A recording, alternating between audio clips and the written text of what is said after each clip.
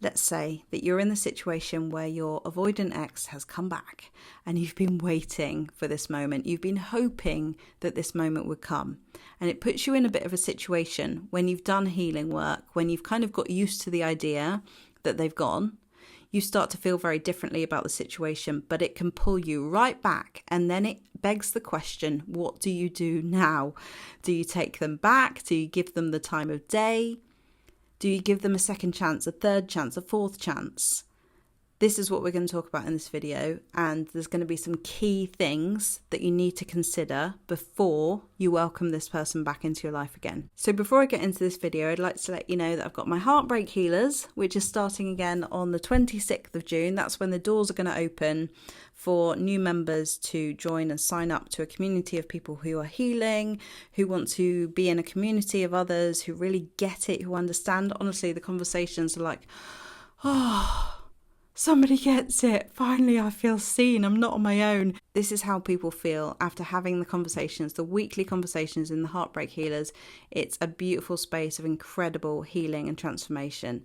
So if you'd like any more information about that, you can find out in the link below. The other thing is that I'm releasing a song, and it's awesome, and you're going to love it because you're going to relate to it so much. It's called Metamorphosis, and it's about becoming the person that you want to be.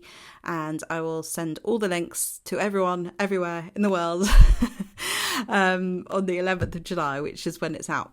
Okay, so how do you know if you should take your ex back? This is what we need to figure out. The first thing I'm going to say is probably not what you're going to expect. The first thing you need to consider, and the highest priority thing that you need to consider, is how connected to yourself are you at this point?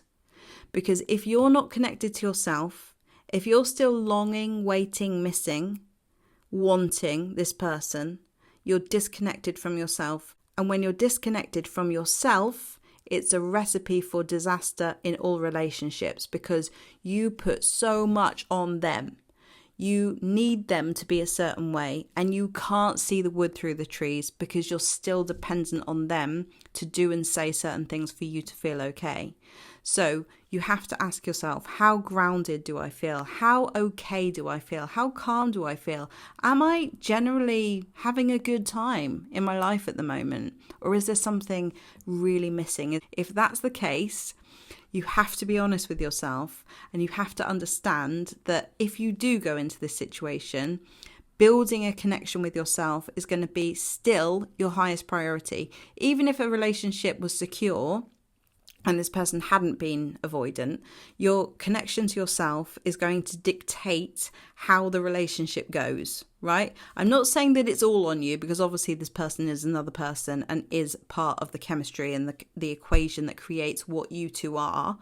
But your connection with yourself is going to help you to discern when something is wrong, if you can speak up, if you have the confidence to say what you need, if you have the confidence to stick to your standards and your boundaries. All of these things are what creates a healthy relationship that makes you feel safe, okay? If you don't know these things and you're going back to someone who's been avoidant, then they will walk all over you very quickly if they haven't healed, right?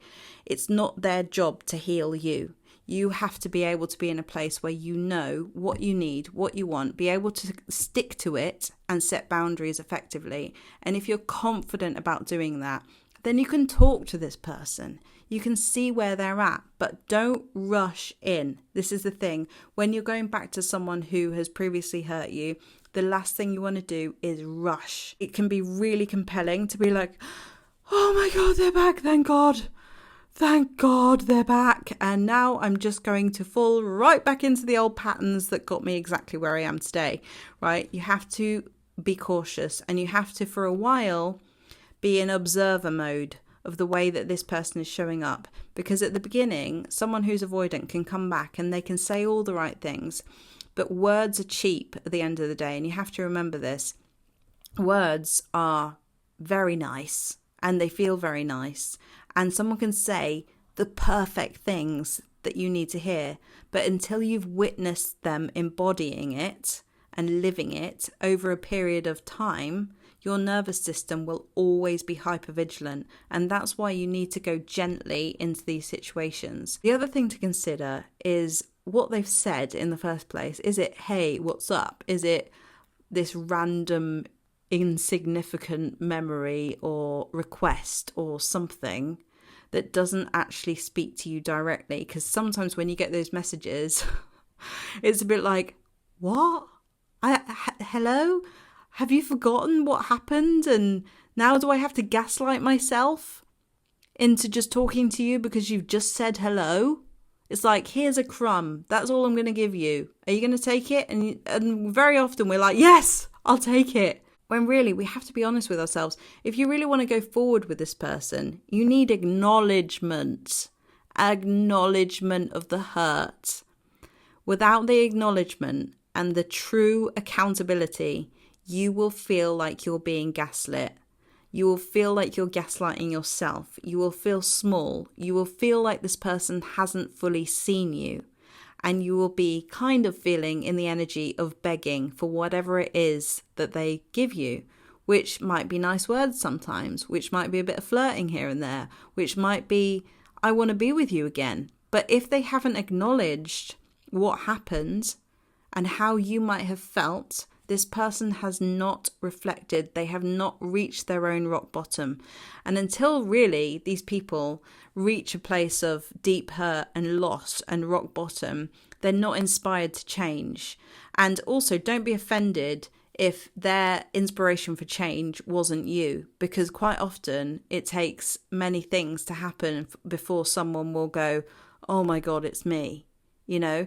And I think we have this kind of egocentric idea that it's going to be me, I'm going to change them, and if they don't change for me, then I'm going to feel really hurt. But we have to let people go on their journey, and whatever that is for them is going to be the beautiful way that they meet themselves, right? And you have been part of that, for sure. You have been part of that. But sometimes we want this kind of big dose of validation that it was us, it was me, I'm the one that changed them. We have to let go of that a bit to let them be where they are. The main thing that I want to say really is for you to just be connected to yourself and be in observer mode and take it slowly. That's the main things. That's the kind of, like, in summary, how you know what to do. And sometimes avoidant people have reflected. They do want to address what's been coming up for them. They do want to evolve. And if you can see evidence of that, maybe they've been to therapy. Maybe they're telling you about what they learned in therapy. Maybe they tell you about something that really inspired a change within them.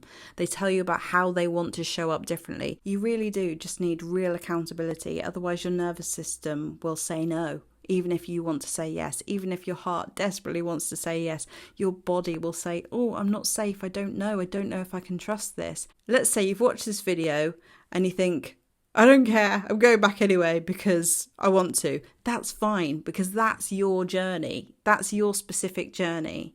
Okay, so how many people, oh my God, so many hundreds of thousands and millions of people have known better and have seen red flags and have done it anyway. And the reason why that happens is because there is something yet to be lived out. There is some lesson that has to be experienced only through this way. So it has to be that way, right? So don't beat yourself up if you've been back and you think, oh my God, why did I do that? I saw the red flags and I went anyway. We've all been there. We've all done that. That's okay. It's just your specific path, right? There's no judgment. There's no, shame in this. This is just what happens. But in this video, I've just shared with you the things that you can consider, and you're more likely to consider these things if you have been really deeply hurt and you've got to the point where you're like, enough is enough, right? Enough is enough. No more disrespect, no more gaslighting, no more me not being a priority, no more a lack of commitment, no more avoidance. I'm not doing that anymore. When you get to that point, it's really easy for you to have these boundaries and standards and stick to them, and then sometimes be pleasantly surprised. You never know. And if not, you're going to be okay because you're already grounded within yourself. You don't need this person, okay? That's the place really where you want to get to. Otherwise, it's like making a decision drunk, as I've said before. When you're stressed because this person's come in again and triggered you into hope, Because like I've said before as well, hope can be really triggering. When you've been hurt by this person before, it's really stressful. So you go into survival mode. And that is an uncomfortable place to be, and you're unlikely to make a decision from a grounded place. So it's really important that you get connected to yourself first. So I hope you found this video useful. If you'd like any more information about what I do, how you can work with me, either one-to-one or in the Heartbreak Healers Club, you can find all the information on my website, and I'll see you in the next video.